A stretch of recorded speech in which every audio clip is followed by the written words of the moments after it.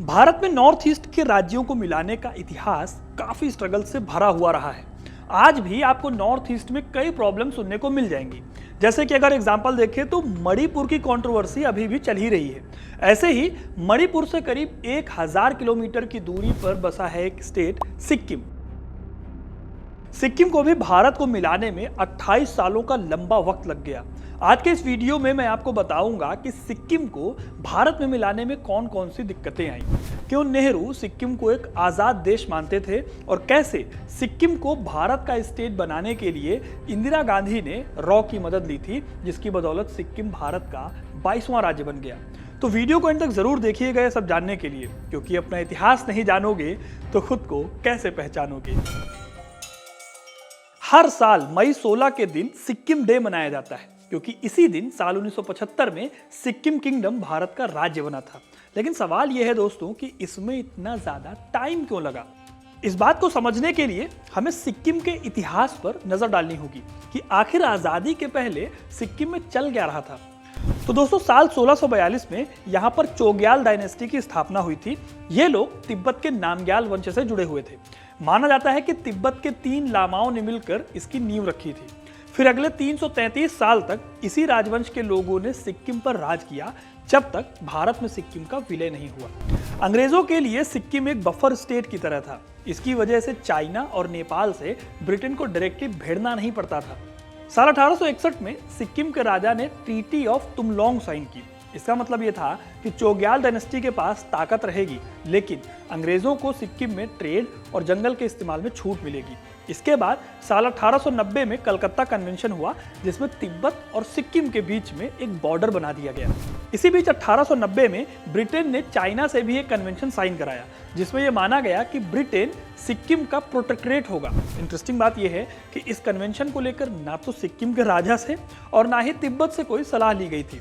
इस टाइम पर ब्रिटेन और सिक्किम के बीच दोस्ताना संबंध हुआ करते थे और सिक्किम के राजकाज में मदद जो मिलती थी वो ब्रिटेन से मिलती थी। अब इसी तरह से कहानी आगे बढ़ती है और पहुंचती है साल 1922 में। सिक्किम इस साल चैम्बर ऑफ प्रिंसेस में शामिल हुआ।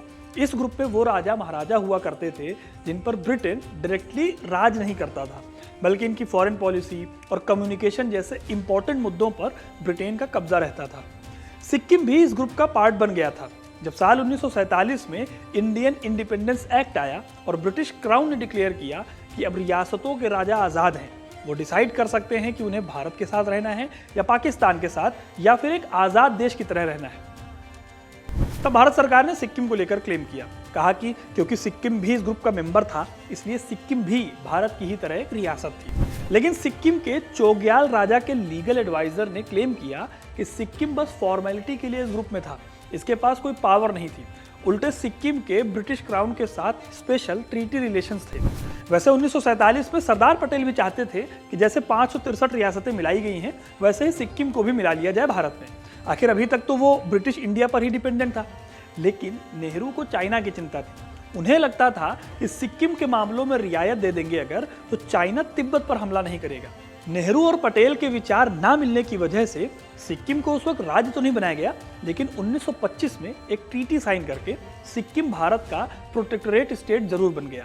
इसके मायने ये थे कि सिक्किम अंदरूनी तौर पर आज़ाद था, लेकिन डिफेंस और फॉरेन पॉलिसी पर भारत की दखल रहेगी।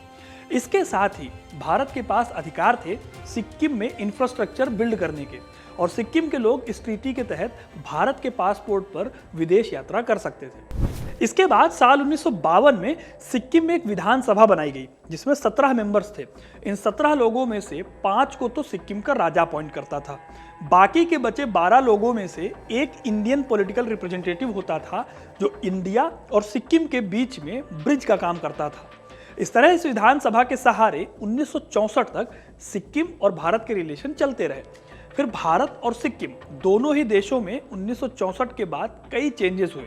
सिक्किम में साल 1963 में यहाँ के राजा चोग्याल तासी नामग्याल की मृत्यु हो गई। इसके अगले साल भारत में पीएम नेहरू की मौत हो गई और फिर 1966 में दूसरे पीएम लाल बहादुर शास्त्री जी की भी मृत्यु हो गई। इधर सिक्किम में चोग्याल ताशी की जगह राजा बने महाराज कुमार पलडेन नामग्याल और उधर भारत में पीएम बनती हैं इंदिरा गांधी। इंदिरा के पीएम बनने के टाइम पर महाराज कुमार पलडेन ने मांग कर दी कि सिक्किम को भूटान की तरह ही आज़ाद देश का स्टेटस दिया जाए। इसके लिए उन्होंने 1967 में पीएम इंदिरा गांधी से मुलाकात भी की, लेकिन इसका कुछ हो नहीं पाया। सिक्किम को साल 1970 में भारत सरकार ने परमानेंट एसोसिएशन का स्टेटस देने की बात की। इस समय तक इंदिरा अपने पहले कार्यकाल में थी और इंटरनल पॉलिटिक्स से जूझ रही थी, लेकिन एक बार जैसे ही 71 की जंग खत्म हुई तो इंदिरा गांधी सरकार सिक्किम की तरफ ध्यान देने लगी। निखिल गोखले अपनी किताब RN. Cow gentleman spy master में लिखते हैं कि सिक्किम को भारत में मिलाने के लिए इंदिरा गांधी ने रॉ के चीफ आर.एन. काउ की तरफ देखना शुरू किया। उनके मन में था कि सिक्किम को भारत में पूरी तरह से मिला लिया जाए। फिर नितिन गोखले ये भी आगे बताते हैं कि रॉ ने सिक्किम में भारत के विलय को लेकर अपना एक प्लान बनाया, जिसमें उन्होंने सिक्किम नेशनल कांग्रेस पार्टी के साथ कांटेक्ट किया। ये पार्टी भारत में विलय का समर्थन करती थी। इस पार्टी के नेता थे काजी, जिन्हें हेल्प प्रोवाइड की गई ताकि वो सिक्किम के लोगों को भारत में विलय के लिए मना सके। दरअसल यहाँ पर आपको एक पॉइंट देखना होगा। साल 1941 की जब जनगणना हुई थी तो पता चला था कि सिक्किम की आबादी में एक बहुत बड़ा हिस्सा नेपाल से आए लोगों का था, जो सिक्किम की आबादी का 75 से 77% थे। ये लोग 1860 के बाद से सिक्किम में बसे थे, लेकिन प्रॉब्लम ये थी कि संख्या में इतने ज्यादा होने के बाद भी भूटिया और लेपचा, जो सिक्किम के लोकल लोग थे, उनके पास ज्यादा पावर थे। वहीं पर नेपाल के इन लोगों को बहुत कम अधिकार मिले हुए थे या फिर ना के बराबर अधिकार मिले थे।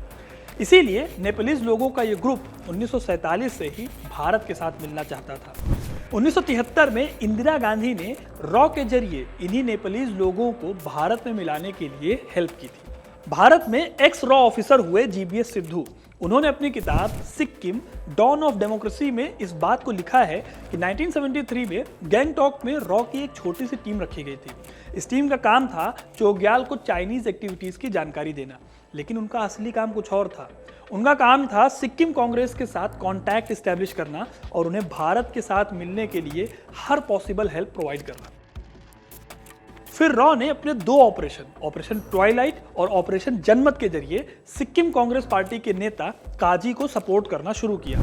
इस सपोर्ट के दम पर सिक्किम में बड़े लेवल पर प्रोटेस्ट शुरू हुए, जिसके बाद 1973 में चुनाव कराए गए। इस चुनाव में जीत होती है काजी की। इस जीत के बाद कांग्रेस पार्टी ने यहाँ the government of Sikkim act 1974 पास किया। इस एक्ट के तहत सिक्किम भारत का एसोसिएट स्टेट बन गया। फिर 8 अप्रैल के दिन ब्रिगेडियर दीपेंद्र सिंह के नेतृत्व में इंडियन आर्मी ने सिक्किम के राजभवन को अपने कब्जे में ले लिया। इसके बाद पूरे सिक्किम में विधानसभा की देखरेख में एक रेफरेंडम कराया गया। 97% जनता ने भारत के साथ मिलने के पक्ष में वोट दिया और इस तरह से 16 मई 1975 को सिक्किम ऑफिशियली भारत का 22वां राज्य बन गया। तो दोस्तों, ये थी कहानी सिक्किम के भारत में विलय की। इससे पहले मैंने और भी रियासतों की कहानियां बताई हैं, जिन्हें आप डिस्क्रिप्शन में लिंक मिल जाएगा, उस पर देख सकते हैं। बाकी आपको ये वीडियो कैसा लगा हमें कमेंट करके जरूर बताइएगा। वीडियो को लाइक और शेयर करना ना भूलें और ऐसी इंटरेस्टिंग कहानियों के लिए हिस्ट्री कनेक्ट को सब्सक्राइब जरूर करें। धन्यवाद।